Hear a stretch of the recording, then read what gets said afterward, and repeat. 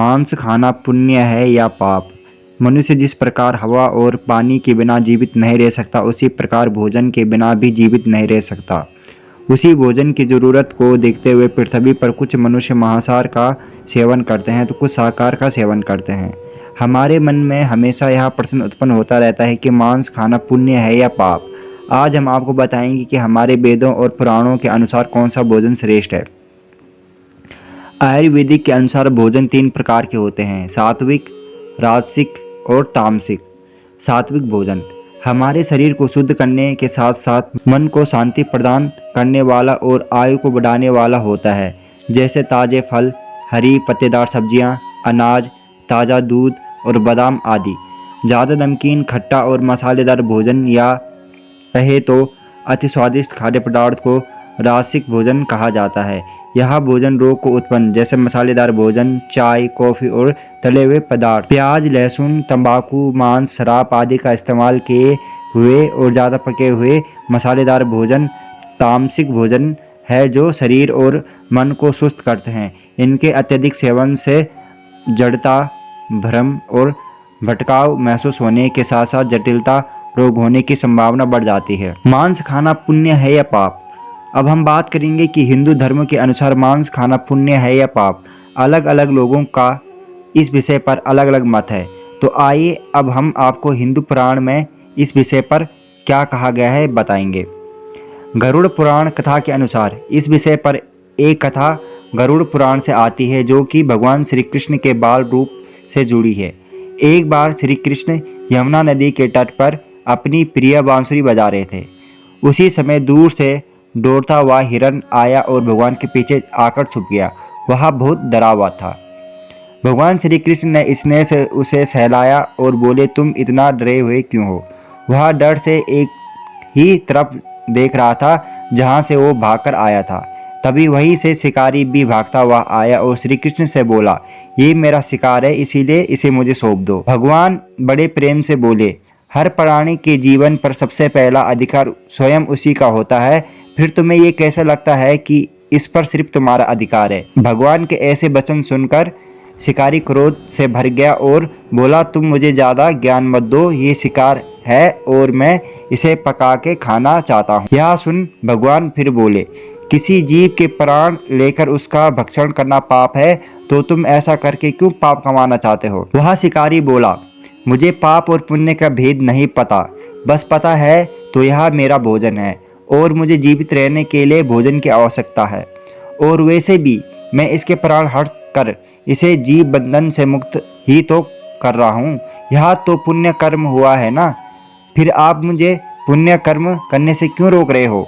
जहाँ तक कि मैंने शास्त्रों के बारे में सुना है, जीव हत्या तो उसमें उचित बताई गई है। वह फिर बोला, राजा महाराजा भी तो शिकार क्या करते हैं, तो सारे पाप पुण्य क्या केवल निर्धनों के लिए ही बने हैं। भगवान श्री कृष्ण मन में विचार करने लगे कि तामसिक भोजन करने के कारण इसकी बुद्धि क्षीण हो गई है, जिसे यह कुछ भी समझ नहीं पा रहा है। भगवान को गहरा विचार करते हुए वो शिकारी बोला, चलिए आप ही मुझे बता दीजिए कि मांस खाना पुण्य है या पाप। श्री कृष्ण ने बताया, मांस खाना पुण्य है या पाप। यह सुन भगवान श्री कृष्ण बोले, ठीक है, अब मैं तुम्हें एक कथा सुनाता हूँ, जिससे तुम्हें ज्ञात हो जाएगा कि मांस खाना पुण्य है या पाप। शिकारी ने मन में विचार किया कि कथा सुनकर थोड़ा मनोरंजन कर लेता हूँ, उसके पश्चात हिरण तो मैं ही लेके जाऊंगा। भगवान बोले, एक बार मगध में सूखे के कारण अन्न का उत्पादन बहुत कम हो गया और यहाँ देख राजा बहुत चिंता में डूब गया, क्योंकि वह जानते थे कि यदि इस संकट का जल्द ही कोई समाधान नहीं निकला तो राज्य में जमा किया अनाज भी जल्द खत्म हो जाएगा और सारी प्रजा बहुत बड़े संकट में पड़ जाएगी। राजा ने इस समस्या के निवारण हेतु तत्काल अपने सभी मंत्रियों व सलाहकारों की बैठक बुलाई। बैठक में राजा बोले कि आप सभी के मत में ऐसे कौन सी सबसे सस्ती वस्तु है जिससे हम इस समस्या को सुलझा सकते हैं। राजा से मुख से ऐसे वचन सुन सभी मंत्री विचार करने लगे कि अन्न, सब्जी व फल इत्यादि को उगाने में तो बहुत समय और श्रम लगेगा। तभी शिकार का शौक रखने वाला एक मंत्री सभा में खड़े होकर बोला, हे राजन, मेरा मत में सबसे सस्ता और आसानी से मिलने वाला भोजन मांस है।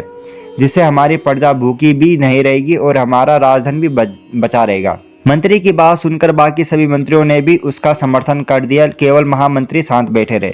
यह देख राजा महामंत्री से बोले, मैंने देखा कि सभी मंत्रियों ने अपना अपना मत दिया, केवल आपने ही अपना मत नहीं दिया। कृपया आप भी इस विषय पर अपना मत दीजिए। महामंत्री बोले, हे राजन, मांस सबसे सस्ता भोजन है। मैं इस बात से सहमत नहीं हूँ और इस विषय पर अपना मत देने के लिए मुझे कल तक का समय दें। यह सुन राजा ने महामंत्री की बात मानते हुए अगले दिन फिर से सभा बुलाने का आदेश दिया। उसी रात महामंत्री उसी मंत्री के घर गए जिन्होंने मांस को सबसे सस्ता भोजन बताया था।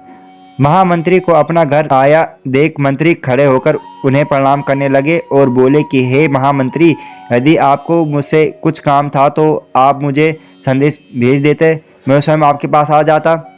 महामंत्री बोले कि संध्या के समय महाराज बहुत बीमार पड़ गए हैं और वेद जी के अनुसार उनके प्राण बचाने के लिए किसी शक्तिशाली मनुष्य का 2 तोला मांस आवश्यक है। आप महाराज के करीबी हैं तो चाकू से आपके हृदय को चीरकर केवल 2 तोला मांस निकालूंगा। यह सुन उस मंत्री के हाथ पैर फूलने लगे और उसका चेहरा सफेद पड़ गया।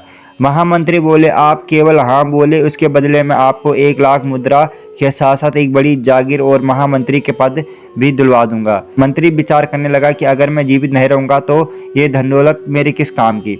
वह भागता हुआ अपने घर के 1 लाख मुद्राएं लाया और महामंत्री के चरणों में बैठ गया और बोला, हे महामंत्री, आप अपनी 1 लाख मुद्राओं में मेरी 1 लाख मुद्राएं और मिला लीजिए और किसी अन्य को 2 तोले मांस के लिए ढूंढ लीजिए। कृपया मुझे क्षमा करें और मैंने जो महाराज के लिए 2 तोला मांस देने के लिए मना किया है, यह बात किसी को न बताए।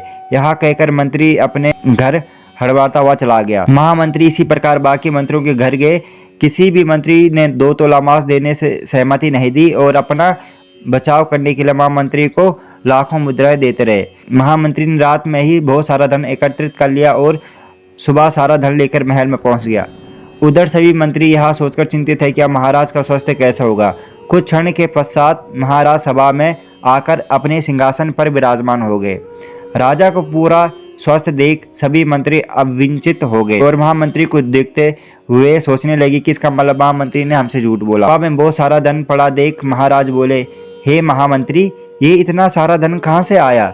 महामंत्री ने उत्तर दिया कि महाराज, मैं तो कल केवल 2 तोला मांस लेने के लिए निकला था, किंतु सभी मंत्रियों ने अपनी जान बचाने के लिए सब मुद्राएं मुझे दे दी।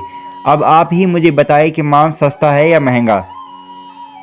यह सुन राजा को महामंत्री की बात समझ आ गई और उन्होंने अपनी प्रजा से निवेदन किया कि वे अपने परिश्रम से खाद्य पदार्थ को उगाने के लिए ज़्यादा से ज़्यादा परिश्रम करें और महामंत्री के द्वारा एकत्रित किया हुआ धन भी महाराज के आदेशानुसार इसी कार्य में लगाया गया। कुछ समय पश्चात सभी के परिश्रम से खाद्य पदार्थों का फिर भी उत्पादन बढ़ने लगा और राज्य में आया संकट भी टल गया। भगवान के मुख से यह ज्ञान प्राप्त करने के बाद शिकारी समझ गया कि प्राण सबको अति प्रिय होते हैं, चाहे वो मनुष्य के हो या किसी जानवर के। और वो हाथ जोड़कर भगवान के चरणों में बैठ गया और प्रण लिया कि आज के बाद वह किसी को भी क्षति नहीं पहुंचाएगा।